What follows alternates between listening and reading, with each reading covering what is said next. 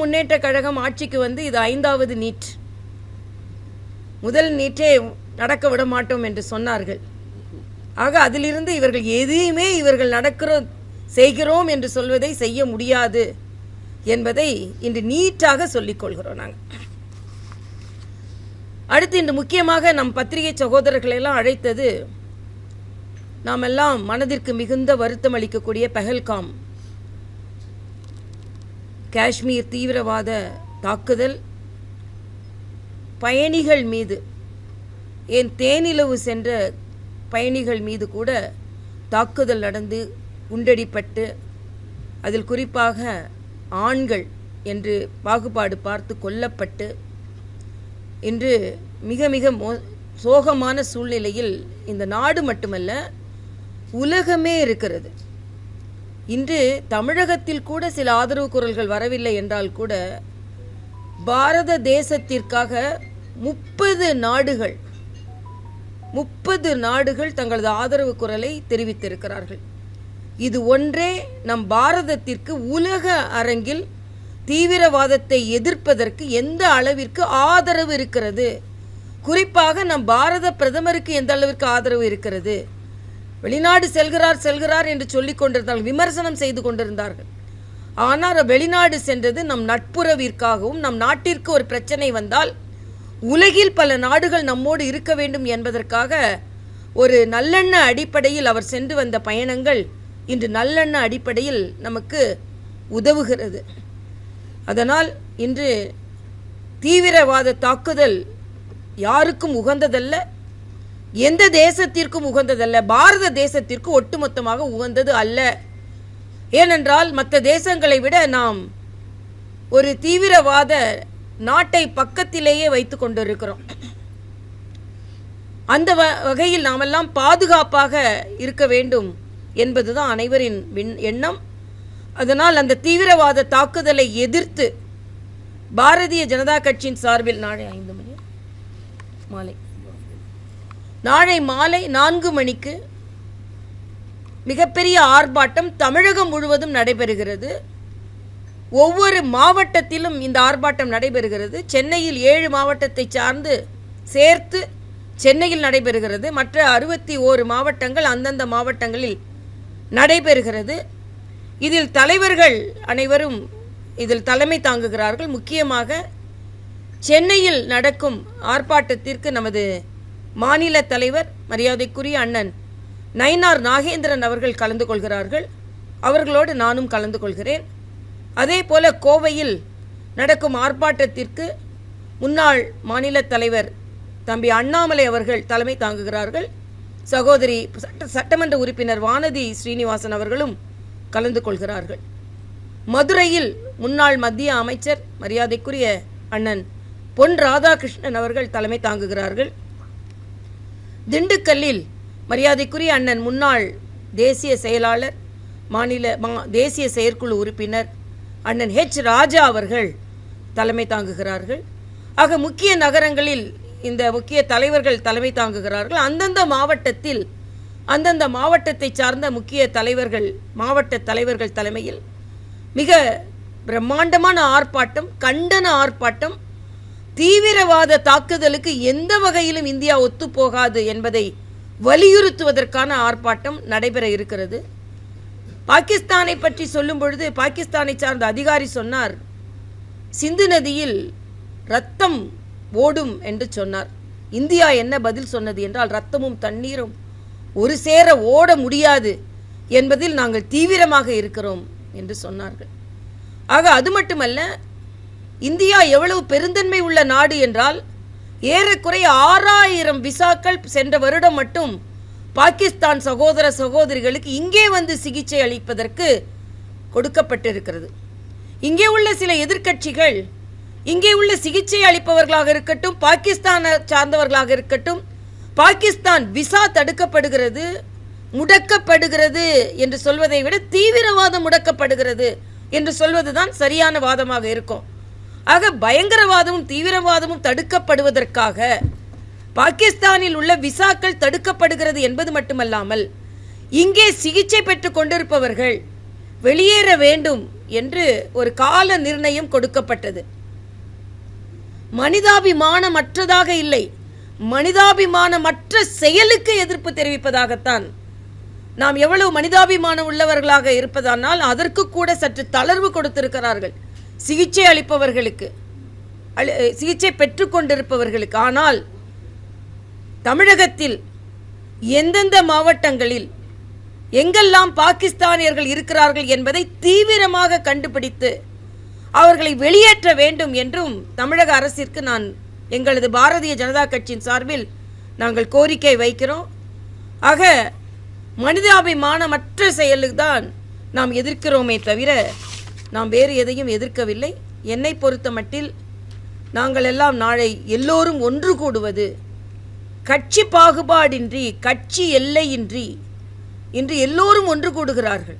நீங்கள் சொன்ன பார்த்தீர்கள் என்றால் தெலுங்கானாவில் இஸ்லாமிய கட்சியை சார்ந்த உவேசி கூட இந்தியாவோடு நாங்கள் நிற்கிறோம், பாகிஸ்தான் இந்தியாவில் உள்ள சகோதரர்களை மதத்தை சொல்லி பிரித்தாள பார்க்கிறார்கள் என்ற கருத்தை ஒரு இஸ்லாமிய பாராளுமன்ற உறுப்பினர் சொல்லி இருக்கிறார்.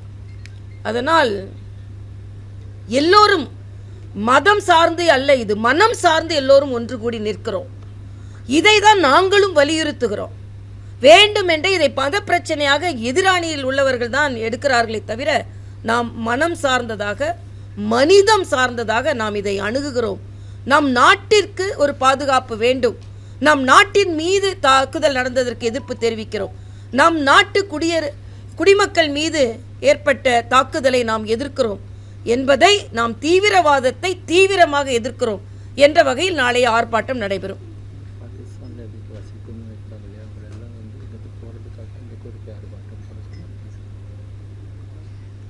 சொல்லிட்டேன். ஆக பாகிஸ்தானியர்கள் யார் இருந்தாலும் நாட்டின் சட்ட விதிகளுக்கு உட்பட்டு அவர்கள் எல்லாம் வெளியேற வேண்டும் என்ற கோரிக்கையும் நாம் வைக்கிறோம்.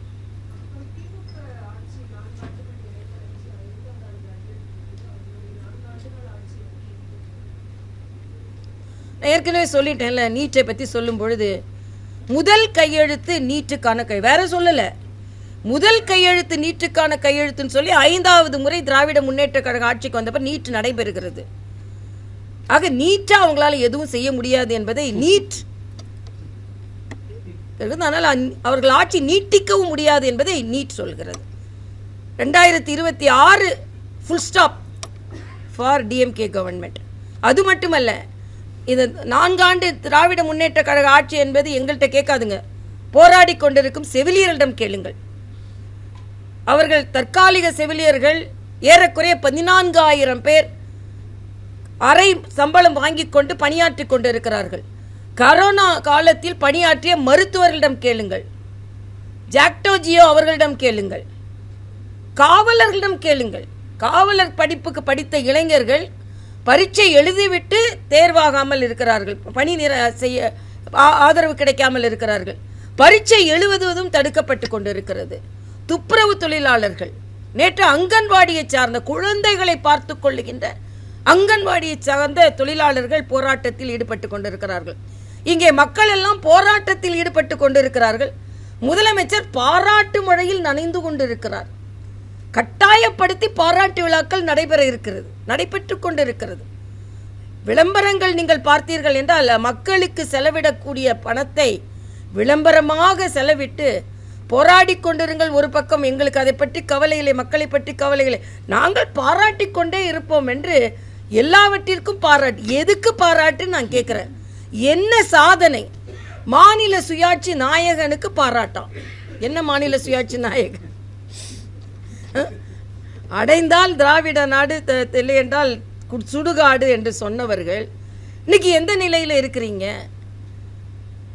அதே மாதிரி இன்னொன்னு சொல்றாரு, அதிமுகவை பாஜக பிரஷர் செய்து கூட்டணியில் வைத்துக் கொண்டார்களாம். அண்ணன் ரொம்ப பிரஷர்ல இருக்காரு, இன்னும் கொஞ்சம் பிளட் ப்ரெஷர் நமக்கு பார்த்தா இன்னும் அதிகமாக ப்ரெஷரில் இருக்காருன்னு கண்டுபிடிக்கிறோம். நான் கேட்குறேன், என்ன ப்ரெஷரில் காங்கிரஸ் கூட நீங்கள் கூட்டணி வைத்திருக்கிறீர்கள்? உங்கள் ஆட்சியை கலைத்தது காங்கிரஸ், உங்களை எமர்ஜென்சி பீரியட் அப்போ சிறையில் அடைத்தது காங்கிரஸ், இலங்கையில் நம் தமிழ் சொந்தங்களை கொன்றது காங்கிரஸ். ஆக இந்த காங்கிரஸோட எந்த பிரஷர்ல நீங்க கூட்டணி வைத்தீர்கள்? ராஜமன்னார் கமிட்டி என்று போட்டு மாநில சுயாட்சிக்காக ஒரு கமிட்டி போடுகிறீர்கள். இன்னைக்கு ஒரு கமிட்டி போட்டவன் என்ன கமிட்டி போட்டாலும் அது தீர்வு கிடைக்காது. தீர்வு கிடைத்தாலும் அவர்கள் அதை பின்பற்ற மாட்டார்கள் என்பதற்கு இதுக்கு முன்னைய உதாரணங்கள் இருக்கிறது. ராஜமன்னார் கமிட்டின்னு ஒன்று போட்டாங்க. 2 வருஷத்தில் அவங்க கொடுத்த எந்த ரெக்கமெண்டேஷனையும் பின்பற்றல. உடனே இந்திரா காந்தி கூட சரண்டர் ஆனாங்க. ஆக என்ன பிரஷர்ல நீங்க காங்கிரஸோடு சரண்டர் ஆனீர்கள் என்று கேட்கிறேன். அதனால அதிமுக பாஜக கூட்டணி வந்ததில் இருந்து அண்ணன் ஸ்டாலின் அவர்கள் மிகுந்த பிரஷர்ல இருக்கிறார். அதனால பிரஷர்ல இந்த கூட்டணி நடைபெறுகிறது, ஏற்படுத்தப்பட்டது என்று சொல்கிறார். நாங்க ரொம்ப பிரஷர்ல இல்ல, நாங்க பிளஷரா இருக்கோம்.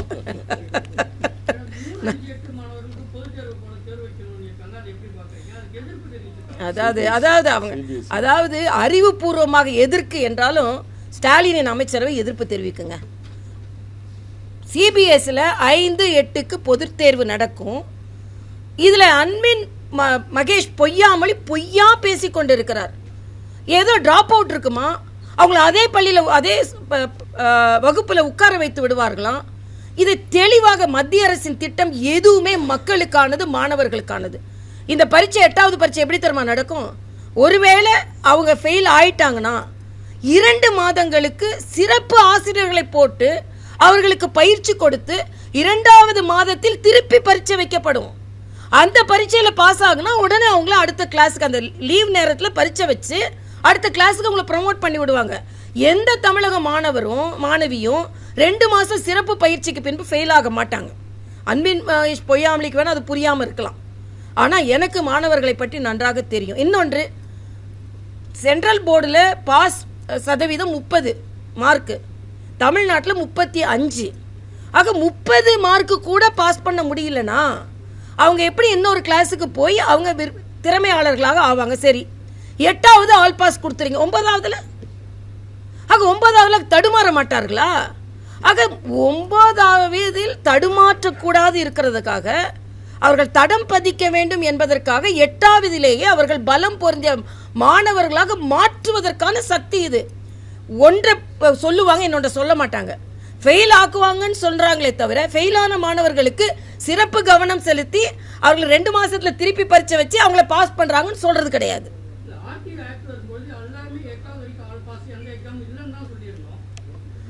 இப்ப மத்திய நீங்க மாநிலங்கள் எதை வேண்டுமானாலும் நீங்க பின்பற்றி கொள்ளுங்க. ஆனா மத்திய அரசிற்கு உரிமை இருக்கிறது. அவர்கள் நடத்தும் சிபிஎஸ்இல இப்படிப்பட்ட இன்னொன்னு நான் சொல்றேன், பிரஷர்னு சொல்றாருல, தமிழக பாடத்திட்டங்கள்ல கூட ஒரே பரீட்சை தான் பிரஷரோட எழுதணும். சிபிஎஸ்இல 2 பரீட்சை வைக்கிறாங்க. அதுல 2ல எதுல அதிக மார்க் வாங்கினாங்களோ அந்த பரீட்சை மார்க் எடுத்துக்கிறாங்க. இன்னொன்று, சிபிஎஸ்இ சிலபஸ் 15% குறைக்கப்பட்டிருக்கிறது. இன்னைக்கு அன்பின் பொய்யாமொழி சொல்ற கடனை உடனே வாங்கி சிபிஎஸ்இல சேர்க்கிற பெற்றோர், இதுவே தப்பு. அப்ப நீங்க உங்களோட அரசாங்க பள்ளிகள் சரியா இல்ல, அதனால தமிழகத்து பெற்றோர் கடனை உடனே வாங்கி சிபிஎஸ்இல சேர்க்க வேண்டிய கட்டாயத்தில் இருக்கிறார்கள் என்பதை சொந்த வாக்கு மூலமாகவே நீங்கள் ஏற்றுக்கொள்கிறீர்கள்.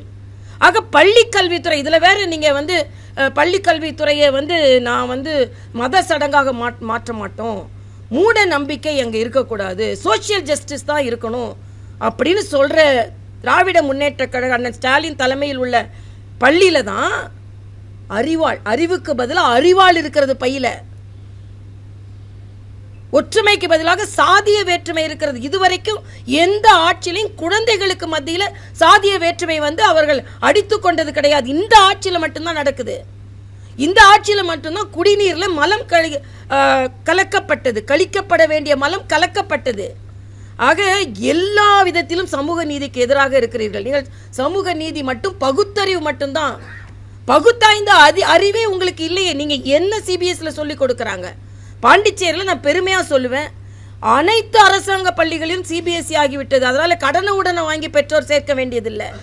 அனைத்து குழந்தைகளுக்கும் உயர்கல்வி. உடனே இங்க உள்ளவங்க சொன்னாங்க தமிழை ஒழித்து விட்டார்கள். இன்னும் அதே சிபிஎஸ்இக்கு தமிழ் பாடநூல் தமிழகத்தில் இருந்துதான் போய் கொண்டிருக்கிறது என்ற எண்ணம் கூட, என்ற தகவல் கூட தெரியாமல் தமிழகத்தை சார்ந்தவர்கள் இருந்து கொண்டிருக்கிறார்கள்.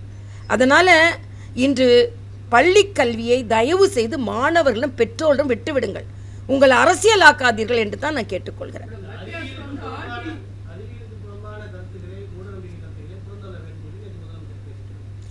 அறிவியலுக்கு புறம்பானதுன்னு எதை சொல்றாரு நான் கேட்கிறேன். பகுத்தறிவு என்று அவர் எதை சொல்கிறார்கள்? மூல நம்பிக்கை மூட நம்பிக்கை என்று எப்படி சொல்ல முடியும்? நான் சின்ன வயசுலேருந்தே திருநீர் வச்சுட்டாங்க நான் போவேன். இது என்னோட உரிமைங்க. ஹிஜாப் போடுறது உரிமை இல்லையான்னு சொல்றீங்க பார்க்கலாம். இப்போ இன்னொரு மதத்திற்கு இருக்கின்ற உரிமை இந்து மதத்திற்கு ஏன் இல்லைன்னு நான் கேட்கிறேன். நீங்கள் மூட நம்பிக்கை என்றால் அது மூட நம்பிக்கை ஆகிவிடுமா? எங்களுக்கு மூல நம்பிக்கை இருக்கிறது, பொட்டு வச்சுட்டு தான் நாங்கள் போவோம், அந்த நம்பிக்கை இருக்குது. அதை எதிர்க்கிறதுக்கு நீங்கள் யார்? மக்களின் மன உணர்வை எதிர்ப்பதற்கு நீங்கள் யார்? இதைத்தான் நாங்கள் கேள்வி கேட்கிறோம். மக்கள் கேள்வி கேட்க வேண்டும். நான் கயிறு கட்டணும், என்னை கட்டியிருக்கேன், இந்த கயிறு எனக்கு நம்பிக்கை தருகிறது என்றால் நான் கட்டுகிறோம். தாலியம் கட்டுறாங்க. ஆக நம்பிக்கையில் ஏன் நீங்கள் தடையிடுகிறீர்கள்? அது ஏன் மூல நம்பிக்கை மூட நம்பிக்கை நீங்க இருக்கிற மூட நம்பிக்கையின் அளவுகோல் உங்களை பொறுத்தவரையில் என்ன? திராவிட முன்னேற்ற கழகத்திற்கு மாநாடு நடக்க வேண்டும் என்றால் பூமி பூஜை செய்வார்கள். அவர்கள் செய்தால் அது பகுத்தறிவு. அவங்க வீட்டில் வந்த பெரிய பூசணிக்காய் திருஷ்டி பட்டுவிடக்கூடாதுன்னு உடைப்பாங்க, அது அவர்களுக்கு பகுத்தறிவு, எங்களுக்கு மூட நம்பிக்கை. சும்மா கதை விட்டுட்டே இருக்க வேண்டாம். 2026 வரைக்கும் கொஞ்சம் எல்லா அமைச்சர்களும் என்ன ஜெயிலில் இருக்க போகிறாங்களா, அமைச்சர்கள் இருக்க போகிறாங்களான்ற அது வேற பதற்றத்தில் இருக்கிறாங்க. இங்கே எல்லா அமைச்சர்களும் பிரச்சாரத்துக்கு போக முடியுமா, போக முடியாதா, சிறைச்சாலைக்கு போகுமா, வழக்காடு மன்றத்துக்கு போகுமா? இருக்கிற அமைச்சரில் பாதி பேர் வழக்குகள் இருக்குது. வழக்கமாக வேலை செய்ய போகிறோமா, வழக்காடு மன்றத்துக்கு போட போகிறோமா, இதெல்லாம் அவங்க யோசனை செய்து கொண்டு இருக்கும்போது அண்ணன் ஸ்டாலின் கொஞ்சம் பொறுமையாக அவங்க அமைச்சரவையில் என்ன நடக்குது, அவங்க கூட்டணியில் என்ன நடக்குது, எங்கள் கூட்டணியை பார்த்து கொண்டு இருக்கிறார். அண்ணன் திருமாவளவன் கொடியேற்ற முடியவில்லை என்று புலம்பிக் கொண்டிருக்கிறார். கம்யூனிஸ்டுகள் தொழிலாளர்கள் நலன் பாதுகாக்கப்படவில்லை என்று அவர்கள் அந்த செல்போன் பிரச்சாரத்தில் கூட சாம்சங் பிரச்சாரத்தில் பிரவீனையில் அவங்க பேசி கொண்டிருக்கிறார்கள். துணை முதலமைச்சர் என்று அண்ணன் செல்வ பெருந்தகைக்கு ஒரு போஸ்டர் ஓட்டினோன்னு அது கிழிக்கப்படுகிறது. தம்பி கார்த்திக் சிதம்பரம் போன்றவர்கள் எங்களுக்கும் ஆட்சியில் உரிமை இருக்கிறதுன்னு சொல்கிறாங்க. அதுக்கு என்ன சொல்கிறீங்க? அது மட்டும் இல்லை, திராவிட முன்னேற்ற கழகம் தான் வேட்பாளர்களை தேர்வு செய்யும்னு நேற்று. அப்போ அது சர்வாதிகாரமா, ப்ரெஷரா? கூட்டணி மேலே நீங்கள் ப்ரெஷர் வைக்கிறீங்களா, நாங்கள் ப்ரெஷர் வைக்கிறோமா? ஆக எல்லா ப்ரெஷரையும் அவங்க வைத்துக்கொண்டு மற்றவர்கள் மீது ப்ரெஷர் என்று சொல்லிக்கொண்டு அவங்க ரொம்ப ப்ரெஷரில் இருக்காங்க அப்படின்னு தெரிகிறது.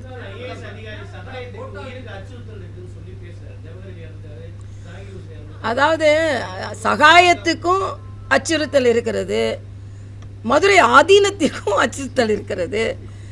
ஆக எல்லோருக்குமே அச்சுறுத்தல் இருக்கும் பொழுது என்ன நாங்கள் கொண்டாடி கொண்டு இருப்போம் அப்படின்றதுல என்ன அர்த்தம்? சட்டம் ஒழுங்கு சரியாக இருக்கிறது என்று சகாயத்திற்கு நேற்று காவல்துறை திருப்பி நாங்கள் காவல் கொடுப்போம் அப்படின்னு சொல்லியிருக்கிறாங்க. அது உயர்நீதிமன்றம் எல்லாம் அவங்க வேண்டுகோள்லாம் வைத்ததற்கு பின்பு காவல்துறைக்கே பாதுகாப்பு இல்லையே தமிழ்நாட்டில்.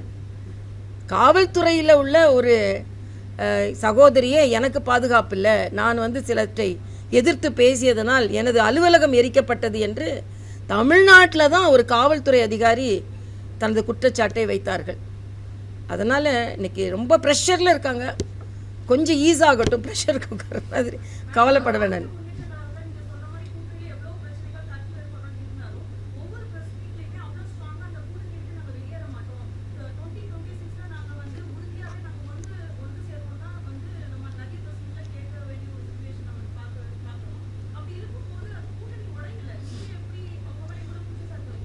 இல்லை, அது ப்ரெஷரில் இருக்காங்க. அவங்க ப்ரெஷர் படுறாங்க. திருமாவளவன் அண்ணன் என்ன சொல்கிறாருன்னா, இடத்த பற்றி கவலை இல்லையாம், ஆனால் அவர் அடியில் இருப்பாரா, கொடியேற்ற விட மாட்டாங்களாம், ஆனால் இருப்பாங்களாம். காங்கிரஸ் 60 சீட்டுக்கு மேலே நாங்கள் கேட்போம், ஆனால் அவங்க கீழே இருப்பாங்களாம். ஆக அவங்க மேலே பூசி மொழிகி கொண்டு இருக்கிறார்கள். உள்ள பெரிய பிரச்சனை அவங்களுக்கு தானே தெரியும். இல்லைன்னா ஏன் பாஜக அதிமுக கூட்டணி பற்றியே பேசி கொண்டு இருக்கிறார்கள். அதனால் நாளைய ஆர்ப்பாட்டத்திற்கு பொதுமக்களைப் போலவே நம் பத்திரிகை சகோதர சகோதரிகளும் ஆதரவு தெரிவிக்க வேண்டும். இது நம் மக்களை பாதுகாப்பதற்கான ஆர்ப்பாட்டம், நம் எதிரிகளை எதிர்ப்பதற்கான ஆர்ப்பாட்டம்.